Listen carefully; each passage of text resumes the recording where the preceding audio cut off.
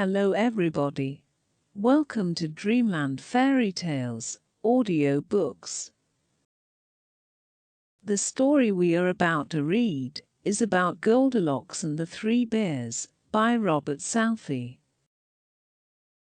Goldilocks and the Three Bears, originally titled The Story of the Three Bears, is a 19th century British fairy tale of which three versions exist.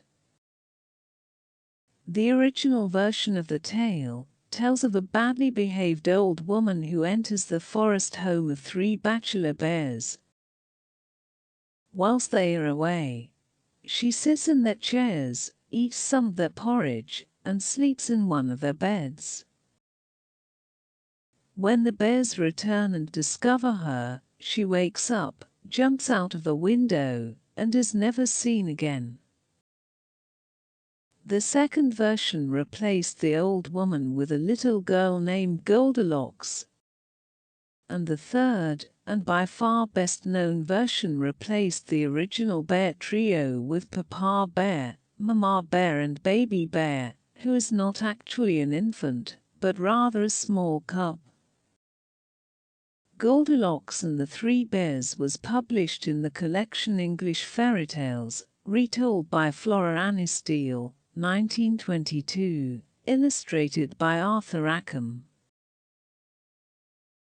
Let us begin the story.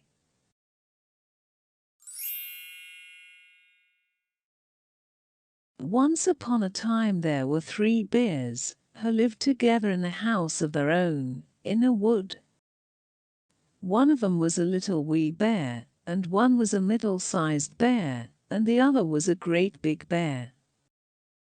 They had each a bowl for their porridge, a little bowl for the little wee bear, and a middle-sized bowl for the middle-sized bear, and a great bowl for the great big bear.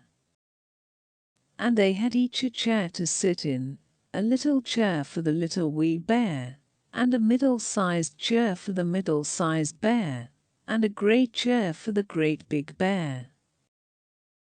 And they had each a bed to sleep in, a little bed for the little wee bear, and a middle-sized bed for the middle-sized bear, and a great bed for the great big bear. One day, after they had made the porridge for their breakfast, and poured it into their porridge bowls, they walked out into the wood, while the porridge was cooling, that they might not burn their mouths by beginning too soon, for they were polite, well-brought-up bears. And while they were away, a little girl called Goldilocks, who lived at the other side of the wood, and had been sent on an errand by her mother, passed by the house, and looked in at the window. And then she peeped in at the keyhole, for she was not at all a well-brought-up little girl. Then, seeing nobody in the house, she lifted the latch. The door was not fastened, because the bears were good bears, who did nobody any harm, and never suspected that anybody would harm them. So Goldilocks opened the door and went in, and well pleased was she, when she saw the porridge on the table. If she had been a well-brought-up little girl, she would have waited till the bears came home, and then, perhaps, they would have asked her to breakfast, for they were good bears, a little rough or so, as the manner of bears is, but for all that very good-natured and hospitable. But she was an impudent, rude little girl, and so she set about helping herself. First she tasted the porridge of the great big bear, and that was too hot for her. Next she tasted the porridge of the middle-sized bear, but that was too cold for her. And then she went to the porridge of the little wee bear, and tasted it, and that was neither too hot nor too cold, but just right, and she liked it so well, that she ate it all up, every bit. Then Goldilocks, who was tired, for she had been catching butterflies instead of running on her errand, sat down in the chair of the great big bear, but that was too hard for her. And then she sat down in the chair of the middle-sized bear, and that was too soft for her. But when she sat down in the chair of the little wee bear, that was neither too hard nor too soft, but just right. So she seated herself in it, and there she sat till the bottom of the chair came out, and down she came, plump upon the ground, and that made her very cross, for she was a bad-tempered little girl. Now, being determined to rest, Goldilocks went upstairs into the bedchamber in which the three bears slept. And first she lay down upon the bed of the great big bear, but that was too high at the head for her. And next she lay down upon the bed of the middle-sized bear, and that was too high at the foot for her. And then she lay down upon the bed of the little wee bear, and that was neither too high at the head nor at the foot, but just right.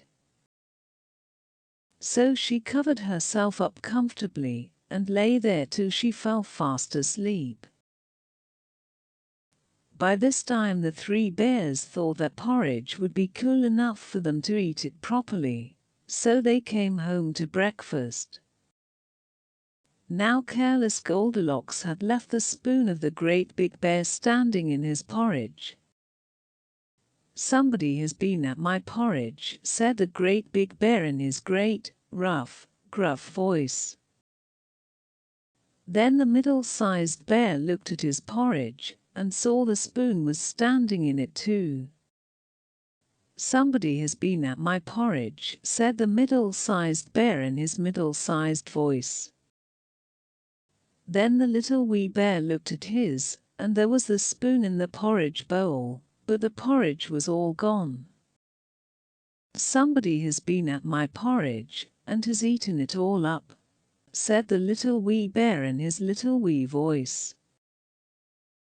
Upon this the three bears, seeing that some one had entered their house, and eaten up the little wee bear's breakfast, began to look about them. Now the careless Goldilocks had not put the hard cushion straight, when she rose from the chair of the great big bear. "Somebody has been sitting in my chair," said the great big bear in his great, rough, gruff voice. And the careless Goldilocks had squatted down the soft cushion of the middle-sized bear. "Somebody has been sitting in my chair," said the middle-sized bear in his middle-sized voice. "Somebody has been sitting in my chair, and has sat the bottom through," said the little wee bear in his little wee voice.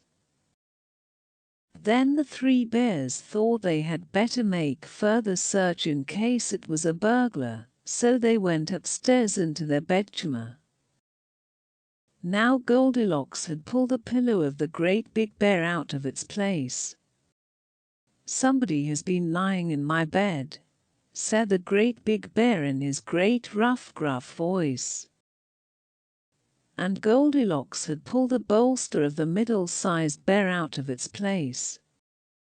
"Somebody has been lying in my bed," said the middle-sized bear in his middle-sized voice. But when the little wee bear came to look at his bed, there was a bolster in its place. And the pillow was in its place upon the bolster. And upon the pillow there was Goldilocks' yellow head, which was not in its place, for she had no business there. "Somebody has been lying in my bed, and here she is still," said the little wee bear in his little wee voice. Now Goldilocks had heard in her sleep the great rough gruff voice of the great big bear, but she was so fast asleep that it was no more to her than the roaring of wind or the rumbling of thunder. And she had heard the middle-sized voice of the middle-sized bear, but it was only as if she had heard some one speaking in a dream. But when she heard the little wee voice of the little wee bear, it was so sharp and so shrill that it awakened her at once. Up she started, and when she saw the three bears on one side of the bed, she tumbled herself out at the other and ran to the window. Now the window was open, because the bears, like good tidy bears as they were, always opened their bedchamber window when they got up in the morning. So naughty, frightened little Goldilocks jumped, and whether she broke her neck in the fall, or ran into the wood and was lost there, or found her way out of the wood and got whipped for being a bad girl and playing truant, no one can say. But the three bears never saw anything more of her. And that is Goldilocks and the Three Bears by Robert Southey. The end. You might also enjoy this interesting story about the tale of Johnny Town Mouse, a delightful story about a country mouse's accidental visit to town that turns into friendship. If you enjoyed that story, leave a like and do not forget to subscribe to Dreamland Fairytales audiobooks. Hit notification bell button to be updated to our latest fairy tale stories and enjoy a complete collection of short stories for children. I hope you enjoyed reading with me. Until next time, goodbye.